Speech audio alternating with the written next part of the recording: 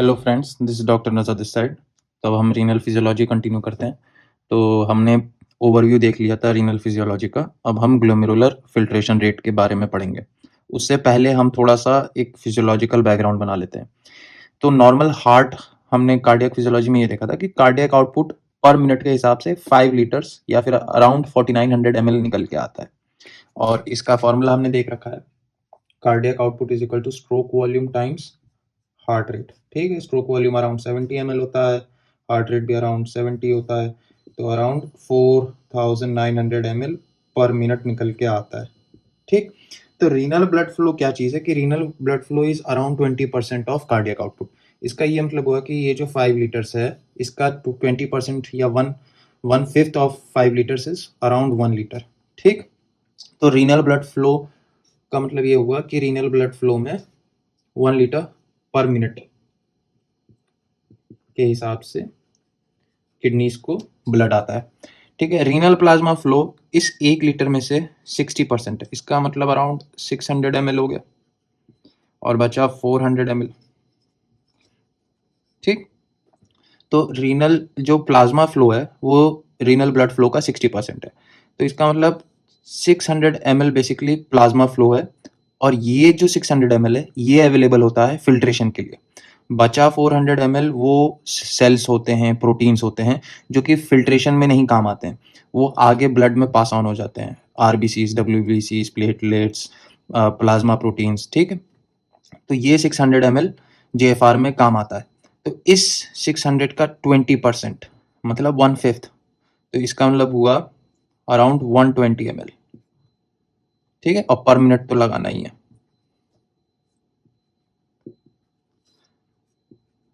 क्योंकि हम लोग पर मिनट रेट की बात कर रहे हैं, तो पर मिनट के फ्लो के हिसाब से। तो अल्टीमेटली हमारा जो ग्लोमेरुलर फिल्ट्रेशन रेट निकल के आया वो अराउंड 120 ml पर मिनट निकल के आया। कुछ बुक्स 125 भी बोलती हैं, तो 120 to 125 ml पर मिनट। ठीक है, फिर ट्यूबुलर प्रोसेसिंग के थ्रू, ट्यूबुलर फ्लो के थ्रू हमारा एंड में यूरिन निकल के आता है। तो यहाँ तक तो एक मैथमेटिकल इक्वेशन हमने देख ली। अब हम ये चीज़ हम लोग नेफ्रॉन में देख लेते हैं कि कैसे होता है। मान लो मेरे पास यहाँ पे, मैं इसको यहाँ से हटा देता हूँ, हमारे पास यहाँ पे अगर ध्यान से देखोगे तो ये हो गया एफरेंट आर्टीरियोल। ठीक है, और ये हो गया इफरेंट आर्टीरियोल। तो एफरेंट आर्टीरियोल जो होता है वो हमें मालूम है कि वो आया है हमारे पास रीनल ब्लड फ्लो के थ्रू। ठीक है, तो यहाँ पे मैं रीनल ब्लड फ्लो लिख लेता हूँ। ठीक है, रीनल ब्लड फ्लो आ गया एफरेंट आर्टीरियोल में। रीनल ब्लड फ्लो से जो रीनल प्लाज्मा होगा तो वो बेसिकली एक्चुअली में प्रेजेंट होगा फिल्ट्रेशन के लिए। बचा हुआ 400 आगे चला जाएगा। ठीक है, ये हमने देख रखा है। इस 600 में से अराउंड 120 ml फिल्टर होके आता है बाहर। अब हम लोग मोटा मोटा ये देख लेते हैं, सॉल्व करने के पर्पस मैथमेटिकली इसको इजी कर लेते हैं। तो अराउंड 100 ml पर मिनट यहाँ पे हमारा बेसिकली फिल्टर होके आ गया बोमेंस कैप्सूल में, स्पेस में। ये जो बेसिकली आगे जाके लूप ऑफ हेनली आएगा, फिर उसके बाद thick ascending limb, loop of Henley, फिर डीसीटी, फिर उसके बाद कलेक्टिंग ट्यूब्यूल, और उसके बाद यहाँ से यूरिन निकलेगा। तो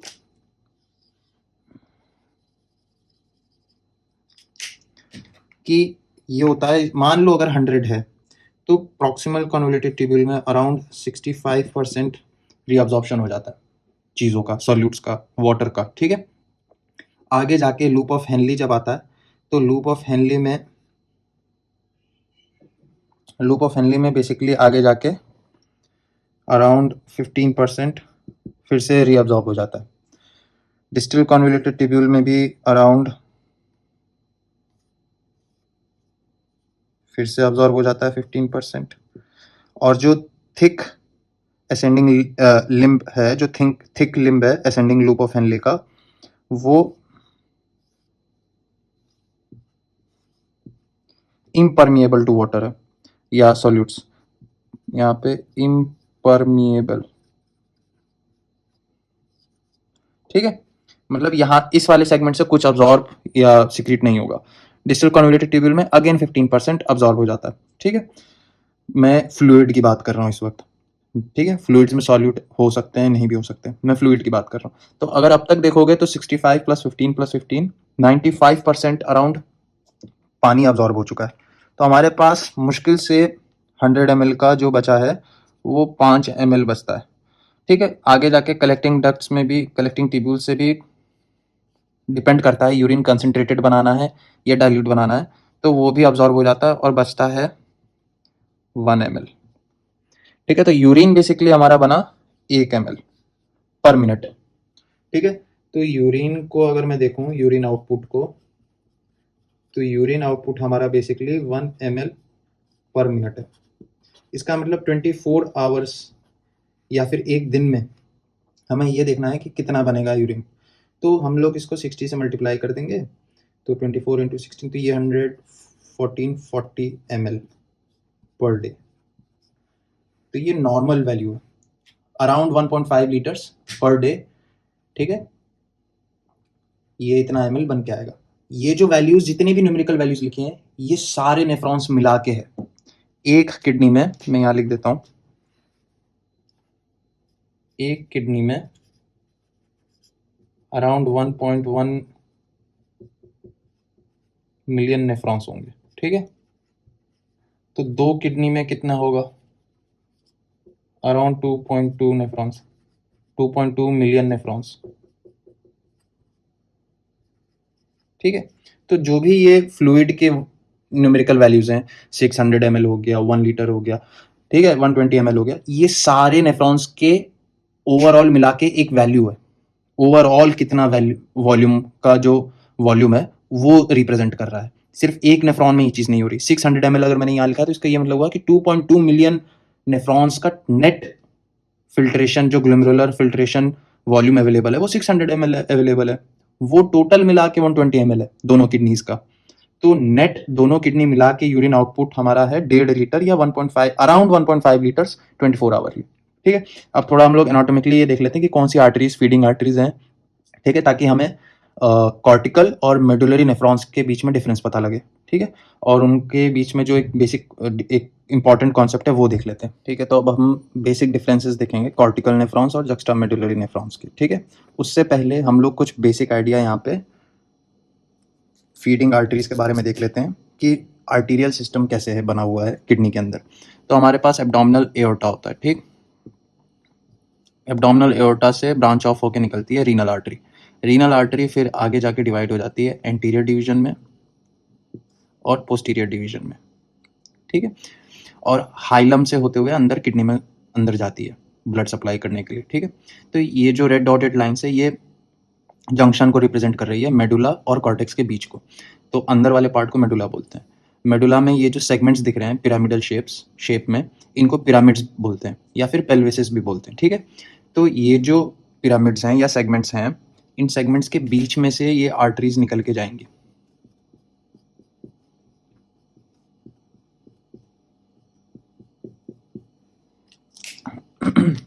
जैसे मान लो ये एंटीरियर डिवीजन आया रीनल आर्टरी का, और ये आगे जाके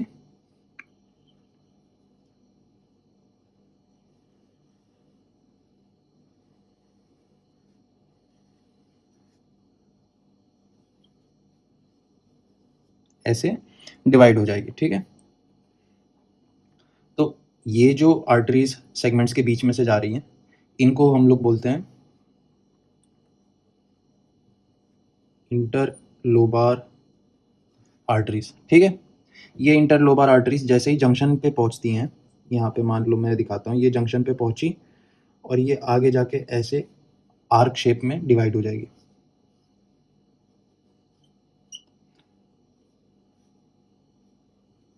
ठीक है, तो ये जो सेगमेंट्स के बीच में है, इनको इंटरसेगमेंटल आर्टरीज भी बोलते हैं, सेगमेंटल आर्टरीज भी बोलते हैं, या फिर इंटरलोबार आर्टरीज। ये जो आर्क शेप में आर्टरीज ब्रांच ऑफ हो रही हैं, इनको हम लोग बोलते हैं आर्कुएट आर्टरीज। ठीक, ये आर्कुएट आर्टरीज हो गई। इन आर्कुएट आर्टरीज से फिर ब्रांचेस निकलेंगी जो कि कॉर्टेक्स की तरफ जाएंगी।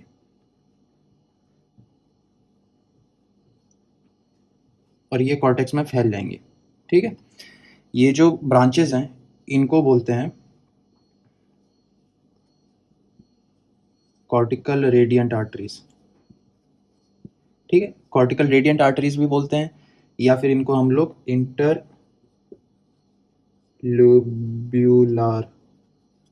ल्यूबुलर आर्टरीज भी बोलते हैं। ठीक है, तो बेसिकली ये अब कॉर्टेक्स में ब्लड सप्लाई तक यहाँ तक पहुँच गई। ठीक है, ब्लड सप्लाई। अब हमारे पास नेफ्रॉन्स के अरेंजमेंट है। दो तरह के नेफ्रॉन्स है, कॉर्टिकल नेफ्रॉन्स और जक्स्टामेडुलरी नेफ्रॉन्स। कॉर्टिकल नेफ्रॉन्स के नाम से ही पता लग रहा है कॉर्टेक्स में प्रेजेंट है ये नेफ्रॉन्स। तो यहाँ पे मान लो मैं एक नेफ्रॉन बना देता हूँ। ठीक है,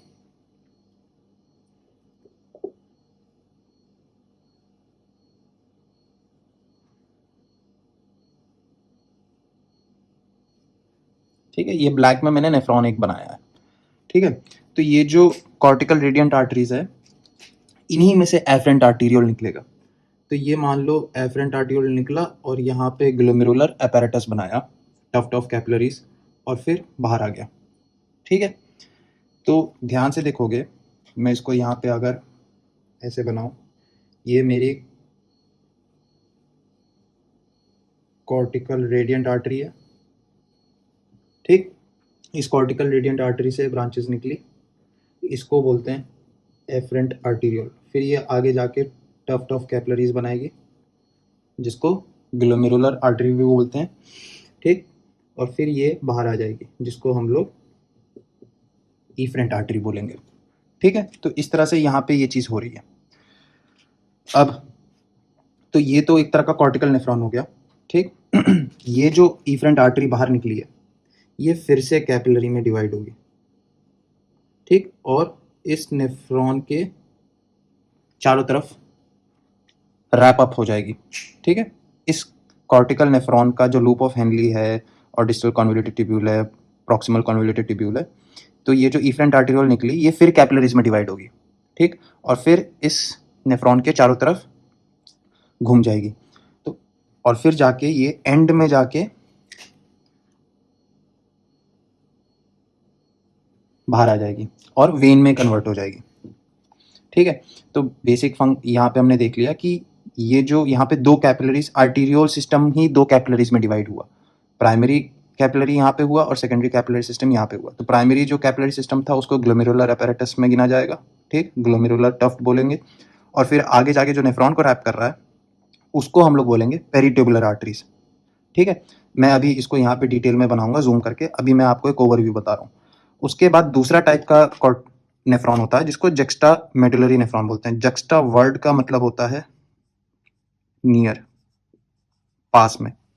ठीक है, नियर मेडुला। तो कुछ ऐसे नेफ्रॉन्स होंगे जो कि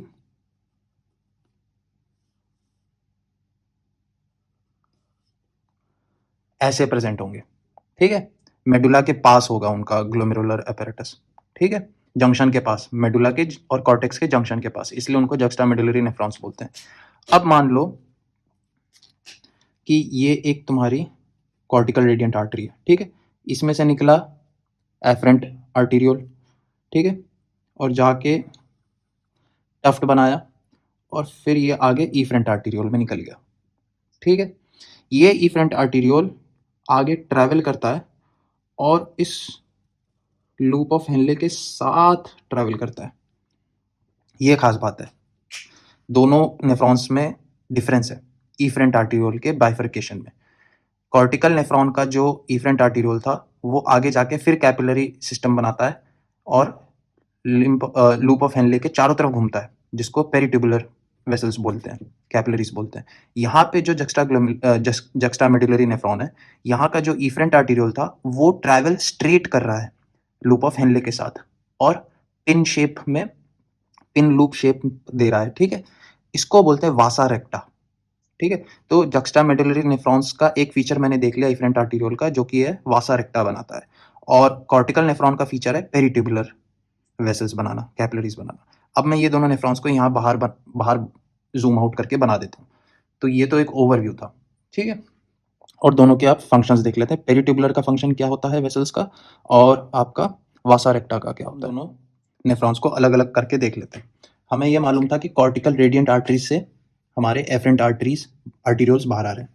तो मान लो ये एफरेंट आर्टीरियोल है, ठीक। एफरेंट आर्टीरियोल जाके एक टफ्ट बनाएगा यहाँ पे कैपिलरीज का और फिर बाहर आ जाएगा, ठीक। ये जो बाहर आया इसको बोलते हैं इफरेंट आर्टीरियोल, एग्जिट कर गया, ठीक। ये इफरेंट आर्टीरियोल फिर कैपिलरीज में डिवाइड होगा, ठीक, और इसके चारों तरफ घूमेगा, ठीक है। और फिर ये बाहर आ जाएगा वेन के थ्रू, वेन्यूल बनाएगा और फिर वेन बनाएगा। वीनस सिस्टम एग्जैक्टली सेम है जैसे आर्टीरियल सिस्टम था। उसके बाद कॉर्टिकल वेन्स बन जाएंगे, फिर सेगमेंटल वेन्स बन जाएंगे, फिर रीनल वेन बन जाएगा, ठीक है। तो ये वाला जो स्ट्रक्चर है कैपिलरीज का, सेकेंडरी कैपिलरी जो बना है, इसको हम लोग बोलते हैं पेरिट्यूबुलर कैपिलरीज। अब यहाँ पे देख लेते हैं जक्स्टामेडुलरी नेफ्रॉन्स। नेफ्रॉन के स्ट्रक्चर्स में भी फर्क है। आप ध्यान से देखोगे तो प्रॉक्सिमल कॉन्वोल्यूटेड ट्यूब्यूल और डिस्टल और जो असेंडिंग थिक असेंडिंग पार्ट है लूप ऑफ हेनली का, दोनों लेंथ में ज़्यादा है।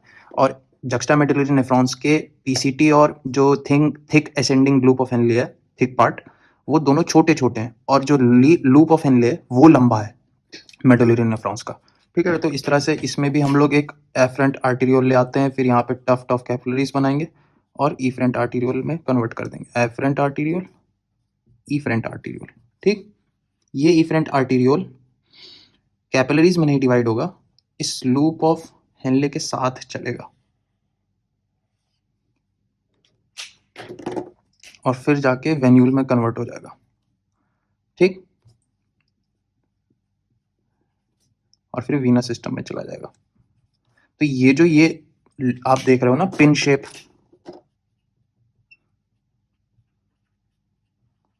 स्ट्रक्चर जो है, इसको हम लोग बोलते हैं वासा रेक्टा। रेक्टा वर्ड का मतलब होता है स्ट्रेट और वासा का मतलब होता है ब्लड वेसल। तो एक तरह से स्ट्रेट ब्लड वेसल है, ठीक है। दोनों के फंक्शंस में फर्क है। पेरिट्यूबुलर कैपिलरीज जो होती हैं ये रिस्पॉन्सिबल होती हैं रीअब्जॉर्प्शन, ठीक, सिक्रीशन, इन सब चीजों में ये काम आता है, ठीक है। सिक्रीशन, ठीक है। और वासा रेक्टा का मेन फंक्शन है काउंटर करंट मैकेनिज्म, मतलब मेडुला में कंसंट्रेशन ग्रेडियंट बनाना। तो ये वाला जो पार्ट है, ये जो वासा रेक्टा है, ये काउंटर करंट मैकेनिज्म के थ्रू क्या करता है। अब मैं अगर यहाँ पे एक मेडुला बनाऊं, मेडुला का ये पिरामिड है, ठीक है, और एक जक्स्टामेडुलरी नेफ्रॉन बनाऊं, छोटा सा पीसीटी होगा और एक लंबा सा लूप ऑफ हेनले होगा, ठीक है। तो ये क्या करता है कि यहाँ पे जो मेडुला है, तो यहाँ पे सॉल्यूट्स प्रेजेंट होते हैं, ठीक है। तो वासा रेक्टा जो होता है, वासा रेक्टा जाहिर बात है लूप ऑफ हेनले के साथ ट्रेवल करता है, फिर बाहर चला जाता है,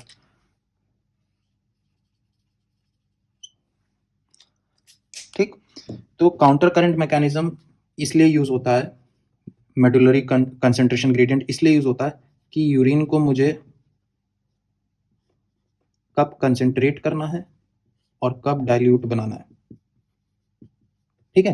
तो इसके बारे में जो वासा रेक्टा का फंक्शन है ये हम डिटेल में बाद में अलग वीडियो में देखेंगे। मैंने एक ओवरव्यू दे दिया है आपको कि जक्स्टामेडुलरी नेफ्रॉन्स इस तरह से होंगे, इनके ब्लड वेसल्स के अरेंजमेंट इस तरह से है, और कॉर्टिकल नेफ्रॉन्स के वेसल्स का अरेंजमेंट ऐसे है।